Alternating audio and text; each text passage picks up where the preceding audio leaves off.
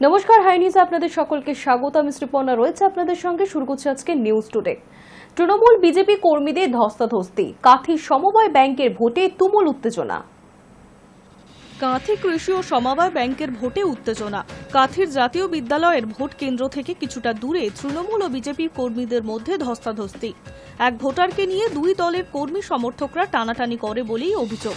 গেরুয়া শিবিরের দাবি, কোথাও কোথাও বিজেপি প্রার্থীদের বুথ ভাঙচুর করা হচ্ছে, যদিও সেই অভিযোগ অস্বীকার করছে শাসক শিবির। বিশাল পুলিশ বাহিনী ঘটনাস্থলে পৌঁছে পরিস্থিতি সামাল দেয়, তবে এখনও এলাকায় উত্তেজনা রয়েছে। কাঁথি কৃষি ও সমবায় ব্যাংকের সভাপতি শুভেন্দু অধিকারী, টানা 23 বছরের সভাপতি তিনি। বাংলার 24টি সমবায় ব্যাংকের মধ্যে এটি প্রথম। শনিবার সকাল 9টা থেকে শুরু হয় ভোট গ্রহণ, চলবে দুপুর 2টো পর্যন্ত। আধ ঘন্টা বিরতির পর শুরু হবে ভোট গণনা।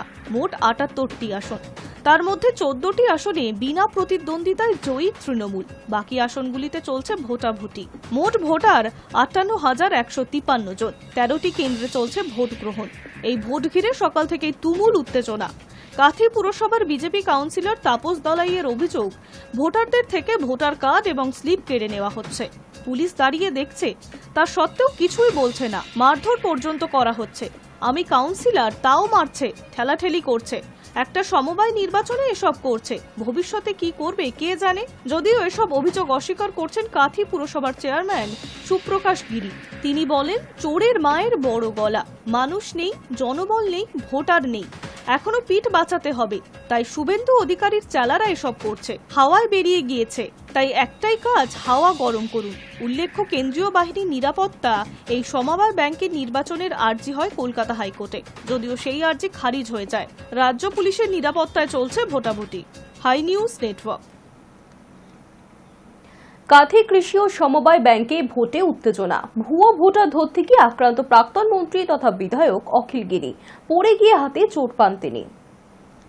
কাঁথি কৃষি ও সমবায় ব্যাংকের ভোটে উত্তেজনা। পূর্ব মেদিনীপুর কাঁথি সমবায় কৃষি ও গ্রামীণ উন্নয়ন ব্যাংকের নির্বাচন ঘিরে তুলকালাম কাণ্ড। ভোট শুরু হতেই দুপক্ষের মধ্যে বেঁধে যায় হাতাহাতি। কাঁথি জাতীয় বিদ্যালয়ের ভোট কেন্দ্র থেকে কিছুটা দূরে তৃণমূল ও বিজেপি কর্মীদের মধ্যে ধস্তাধস্তি বাধে।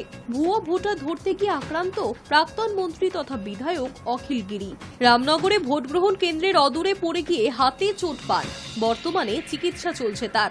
রামনগর কলেজের ভোট কেন্দ্রে বেশ কয়েকজন ভোটার আধার কার্ড সহ বেশ কয়েকটি পরিচয়পত্রের জেরক্স কপি নিয়ে ভোট দিতে যান। পুলিশ তাদের আসল পরিচয়পত্র দেখাতে বলেন।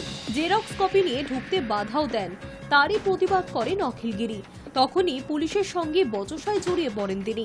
বিধায়কের দাবি, সমবায় ব্যাংক থেকে গাড়ি পাঠিয়ে ভুয়ো ভোটারদের ভোট দিতে আনা হচ্ছে। এর আগেও একাধিক ভোটার জেরক্স কপি নিয়ে ভোট দিতে আসেন, কিন্তু পুলিশ কাউকেই বাধা দেয়নি বলে অভিযোগ। কেন পুলিশ এভাবে ভোটারদের ঢোকাচ্ছে তা নিয়ে শুরু হয় বচসা।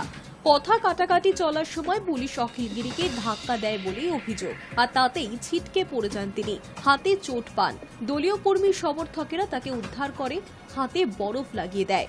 শুধু রামনগরই নয়, এর আগেও একাধিক ভোট গ্রহণ কেন্দ্র থেকেই অশান্তির খবর পাওয়া গিয়েছে। উল্লেখ্য, কাঁথি কৃষি ও সমবায় ব্যাংকের সভাপতি শুভেন্দু অধিকারী। টানা 23 বছরের সভাপতি তিনি। বাংলার 24টি সমবায় ব্যাংকের মধ্যে এটি প্রথম। শনিবার সকাল 9টা থেকে শুরু হয় ভোট গ্রহণ। মোট 78টি আসন। আর এই ভোট ঘিরেই সকাল থেকেই তুমুল উত্তেজনা। Hi News Network. ভয়াবহ ভূমিকম্প মায়ানমারে, মৃতের সংখ্যা প্রায় 700 ছুঁই। ভারত থেকে 15 টন ত্রাণ সামগ্রী নিয়ে শনিবার সকালেই মায়ানমারের উদ্দেশ্যে রওনা দেয় বিমান। মায়ানমারে ভূমিকম্পের কারণে মৃতের সংখ্যা প্রায় 700 ছুঁই। শনিবার সকালে সে দেশের সামরিক জুন্টা সরকারকে উদ্ধৃত করে সংবাদ সংস্থা এএফপি জানিয়েছে, অন্তত 694 জনের মৃত্যু হয়েছে ভূমিকম্পের কারণেই। আহতের সংখ্যা 1670। এখনও দেশের বিস্তীর্ণ অংশে উদ্ধার কাজ চলছে, ফলে মৃতের সংখ্যা আরও বাড়তে পারে বলে আশঙ্কা করা হচ্ছে। আর এই কঠিন সময় অন্যান্য দেশের কাছে সাহায্য চেয়েছে মায়ানমার। ভারত থেকে 15 টন ত্রাণ সামগ্রী নিয়ে শনিবার সকালেই মায়ানমারের উদ্দেশ্যে রওনা দিয়েছে বিমান। শুক্রবার সকাল থেকে পরপর 15 বার কেঁপেছে ভারতের পূর্ব দিকের প্রতিবেশী দেশটির মাটি। রিক্টার স্কেলে প্রথম কম্পনের মাত্রা ছিল 7.7। তারপর 10 ঘন্টার মধ্যে 14টি আফটার শক অনুভূত হয়েছে। সেই ভূমিকম্পে তছনছ হয়ে গিয়েছে বিস্তীর্ণ এলাকা। 7.7 মাত্রার ভূমিকম্পের পর কয়েক মিনিটের মধ্যেই সবচেয়ে শক্তিশালী আফটার শকটি হয়। রিক্টার স্কেলে তার মাত্রা ছিল 6.7। উভয় ক্ষেত্রেই কম্পনের উৎসস্থল ছিল মাটি থেকে 10 কিলোমিটার গভীরে। আর এই দুই কম্পনে সবচেয়ে বেশি ক্ষয়ক্ষতি হয়েছে বলেই মনে করা হচ্ছে। এরপর বাকি আফটার শকগুলি আতঙ্ক আরও বাড়িয়ে দিয়েছে। ন্যাশনাল সেন্টার ফর সিসমোলজি জানিয়েছে শুক্রবার রাত 11:56 একবার ভূমিকম্প হয়েছে মায়ানমারে। তার তীব্রতা ছিল 4.2। আফটার শকগুলি উদ্ধার কাজকে আরো কঠিন করে তুলছে। মায়ানমারে ভূমিকম্পে ক্ষতিগ্রস্ত হয়েছে প্রতিবেশী থাইল্যান্ডও। সেখানকার রাজধানী শহর ব্যাংককে নির্মীয়মান 30 তলা ভবন ভেঙে পড়েছে জোরালো কম্পনের ফলে। সেই ধ্বংসস্তূপের নিচে চাপা পড়ে অনেকের মৃত্যু হয়েছে। ভারতের প্রধানমন্ত্রী নরেন্দ্র মোদী শুক্রবারই মায়ানমার এবং থাইল্যান্ডের পরিস্থিতি নিয়ে উদ্বেগ প্রকাশ করেছিলেন। তিনি জানিয়েছিলেন সাধ্যমতো সমস্ত সাহায্য করতে প্রস্তুত ভারত। এই বিষয়ে তিনি বিদেশ মন্ত্রককে প্রয়োজনীয় নির্দেশও দিয়েছেন। সংবাদ সংস্থা ANI জানিয়েছে শনিবার ভোরে উত্তরপ্রদেশের হিন্ডন বায়ুসেনা স্টেশন থেকে ভারতীয় বায়ুসেনার C-130J বিমান মায়ানমারের উদ্দেশ্যে রওনা দিয়েছে। তাতে অন্তত 15 টন ত্রাণ সামগ্রী রয়েছে। ভূমিকম্প বিধ্বস্ত মায়ানমারে পাঠানো হয়েছে খাবার, কম্বল, তাঁবু, ঘুমানোর সামগ্রী, সোলার ল্যাম্প, জল পরিশোধক এবং প্রয়োজনীয় ওষুধপত্র। ভূমিকম্পে মায়ানমারে 2টি সেতু ভেঙে গিয়েছে বলে শুক্রবার জানিয়েছিল সংবাদ সংস্থা রয়টার্স। মান্দালয় শহর সবচেয়ে বেশি ক্ষতিগ্রস্ত হয়েছে। সেখানে একটি মসজিদও ভেঙে অনেকের মৃত্যু হয়েছে। ভেঙেছে একাধিক বাড়ি। গৃহযুদ্ধে দীর্ণ মায়ানমারের বিস্তীর্ণ এলাকা জুন্টা সরকারের নিয়ন্ত্রণের বাইরে। সেই সমস্ত এলাকায় ভূমিকম্পের ফলে কেমন ক্ষয়ক্ষতি হয়েছে তা এখনও প্রকাশ্যে আসেনি বলেই মনে করা হচ্ছে। দেশের অন্তত 6টি প্রদেশে শুক্রবার জরুরি অবস্থা জারি করেছে জুন্টা সরকার। High News Network. নিখোঁজ ছিলেন মহিলা। সেই ঘটনার একদিন পর বাড়ি থেকে প্রায় 1.5 কিলোমিটার দূরে গলা কাটা দেহ উদ্ধার। তার উঠে আসছে ধর্ষণের অভিযোগও। মহিলাকে ধর্ষণ করে খুনের অভিযোগ। শনিবার 7 সকালে উত্তর দিনাজপুরের ডালখোলা থানা এলাকার সুধানী নদীর ধারে গলায় নলি কাটা দেহ উদ্ধার। ঘটনায় ব্যাপক চাঞ্চল্য এলাকায়। শুক্রবার দুপুর থেকেই নিখোঁজ ছিলেন ওই মহিলা। পুলিশ ও স্থানীয় সূত্রে জানা গিয়েছে মহিলা করণদিঘি রানীগঞ্জ পঞ্চায়েত এলাকার বাসিন্দা। শুক্রবার দুপুর নাগাদ বাড়ি থেকে বেরিয়েছিলেন তিনি। আর তারপর বিকেল গড়িয়ে সন্ধ্যা নামলেও বাড়ি আসেননি। এরপরই ডালখোলা থানায় বিষয়টি জানায় পরিবার। শনিবার সকালে বাড়ি থেকে প্রায় 1.5 কিলোমিটার দূরে তার গলা কাটা দেহ দেখতে পান স্থানীয় বাসিন্দারা। পরিবার সূত্রে জানা গিয়েছে মৃতার একটি সন্তান রয়েছে। প্রায় 2.5 বছর স্বামীর সংসার ছেড়ে ছেলেকে নিয়ে মা ও ভাইয়ের সঙ্গেই রানীগঞ্জ পঞ্চায়েত এলাকায় থাকছিলেন তিনি। তার ভাইয়ের অভিযোগ দিদিকে ধর্ষণ করে খুন করা হয়েছে। উপযুক্ত তদন্তের দাবিতেই সরব হয়েছে পরিবার ও স্থানীয়রা। শনিবার সকালে নদীর পাড়ে ক্ষতবিক্ষত দেহ দেখতে পেয়ে পুলিশে খবর দেয় স্থানীয়রাই। এরপর দেহ উদ্ধার করে ময়না তদন্তে পাঠায় পুলিশ। তদন্তকারীদের প্রাথমিক অনুমান মহিলাকে শ্বাসরোধের পর গলা নলি কাটা হয়েছে। ময়না তদন্তের প্রাথমিক রিপোর্ট আসার পরই মৃত্যুর কারণ স্পষ্ট হবে। মহিলা ধর্ষণের শিকার হয়েছেন কিনা তারপরই বোঝা যাবে। High News network. 9 বছরের এক নাবালিকাকে যৌন হেনস্থার অভিযোগে 3 বছর পর অভিযুক্ত মামাকে 10 বছরের সাজা ঘোষণা করল আদালত।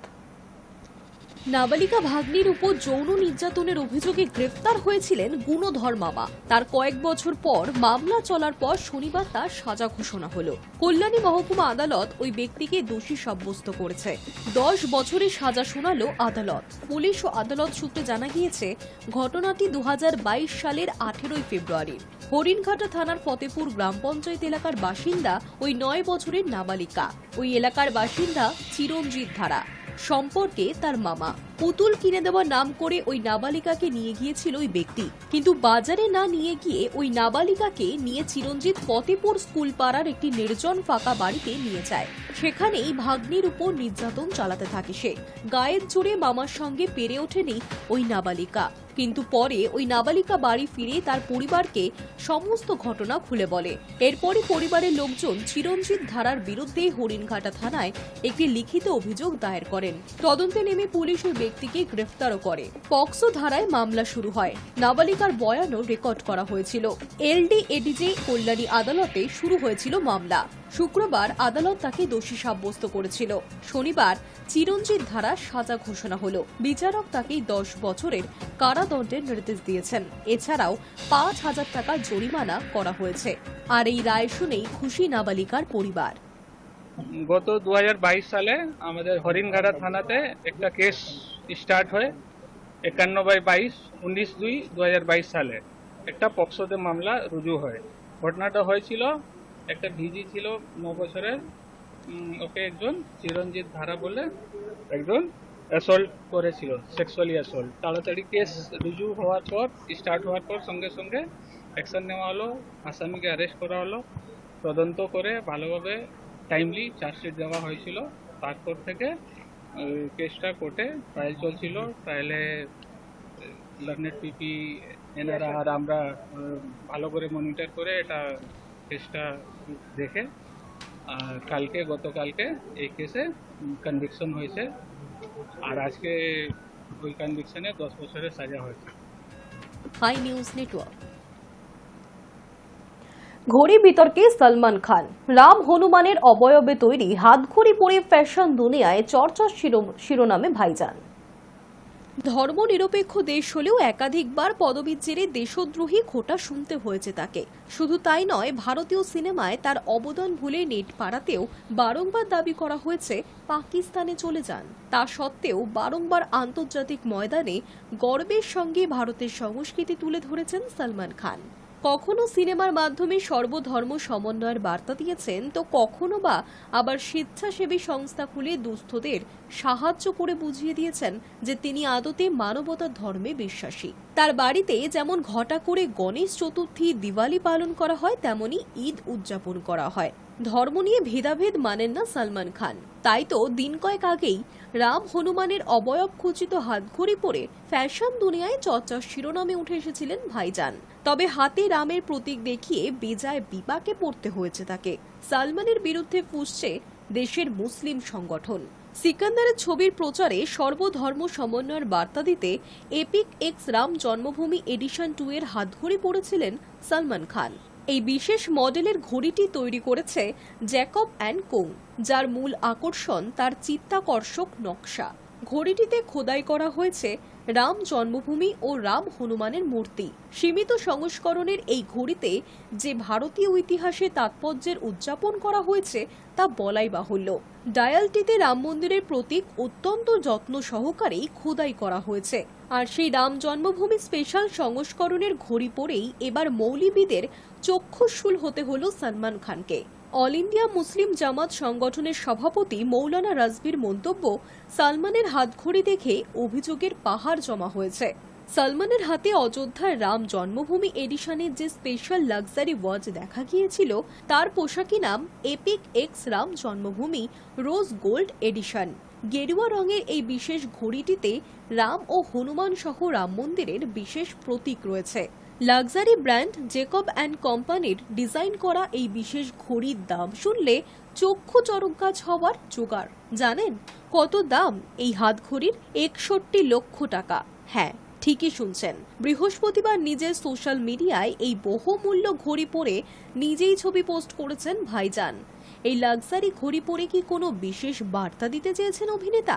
নেটিজেনদের মতে এটা সিকান্দার সিনেমার প্রচারেরই এক অংশ।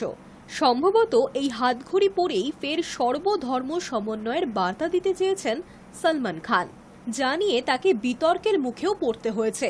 যদিও বিতর্কে যেতে নারাজ সলমান খান। তার কথায়, আমি কোনো কন্ট্রোভার্সি চাই না।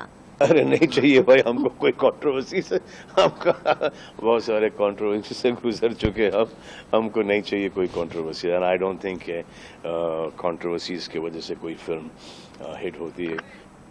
High News network.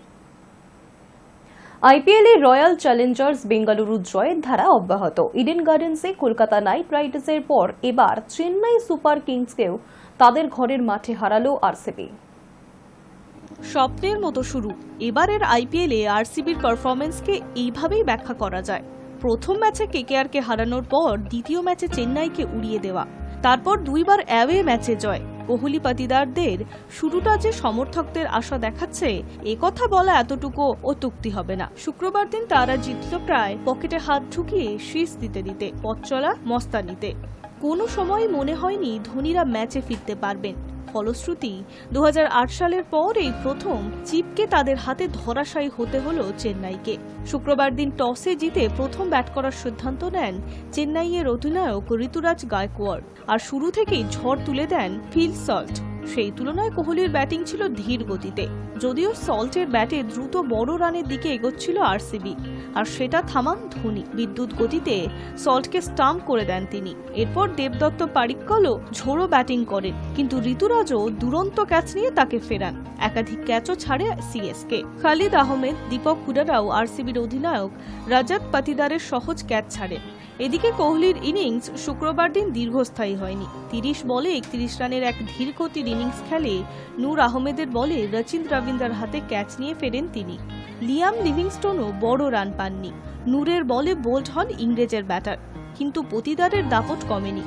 তিনি হাফ সেঞ্চুরি করে আউট হওয়ার পর মাঝের সারিতে রানের গতি একটু কমে যায়। শেষ বেলায় টিম ডেভিড 8 বলে 22 রান করেন। শেষ পর্যন্ত নির্ধারিত 20 ওভারে 7 উইকেট হারিয়ে আরসিবির স্কোর দাঁড়ায় 196-এ। সিএসকে শুরুতেই জোড়া ধাক্কা দেন হ্যাজেল্ট। প্রথমে রাহুল ত্রিপাঠী, তারপর ঋতুরাজ। 8 রানে 2 উইকেট খুইয়ে বিপদে পড়ে যায় চেন্নাই। ক্রমে ফাঁস শক্ত করতে থাকে আরসিবি। নিয়মিত ব্যবধানে উইকেট পড়তে থাকে। এদিকে আস্কিং রেট ক্রমেই আকাশে উঠছে। তবু আশা ভরসা জাগিয়ে রেখেছিলেন রচিন রবীন্দ্র, কিন্তু তিনিও বোল্ড হয়ে যান 41 রানে। দলের স্কোর তখন 75। আস্কিং রেট 15 ছাড়িয়ে গিয়েছে। ম্যাচের ভবিষ্যৎ পরিষ্কার করে পড়ার জন্য জ্যোতিষীর খাঁচাবন্দি টিয়া হওয়ারও প্রয়োজন ছিল না। সে যতই তখন জাডেজা ও ধোনির ব্যাটিং বাকি থাকুক। রচিনের আউটের পর ম্যাচটা নিছকই নিয়ম রক্ষা হয়ে দাঁড়ায়। সেই সময় ক্রিজে আসেন মহেন্দ্র সিং ধোনি। ম্যাচের শেষে 4 বলে 2 ছক্কা ও একটি 4-এর চেনা ম্যাজিকের জৌলস দেখা গেল। ততক্ষণে খেলা শেষ হয়ে গিয়েছে। এদিকে শুক্রবার দিনের ম্যাচে মাঠে অনেক দিন বাদে হলুদ জার্সি গায়ে দেখা গেল রবিচন্দ্রন অশ্বিনকে। বল হাতে 2 ওভারে 22 রান দিয়ে পেলেন একটি উইকেট। ব্যাট হাতে করলেন 11 রান। শুক্রবার দিনের হার চেন্নাই দলের নির্বাচন নিয়ে প্রশ্ন তুলে দিয়ে গেল। এটাই তাদের সেরা একাদশ কিনা তা নিয়ে সংশয় রয়েছে বিশেষজ্ঞ একাংশদের। High News Net. News Today এখনকার মতো এই পর্যন্তই। দেখতে থাকুন হাই নিউজ, নির্ভীক নিরপেক্ষ।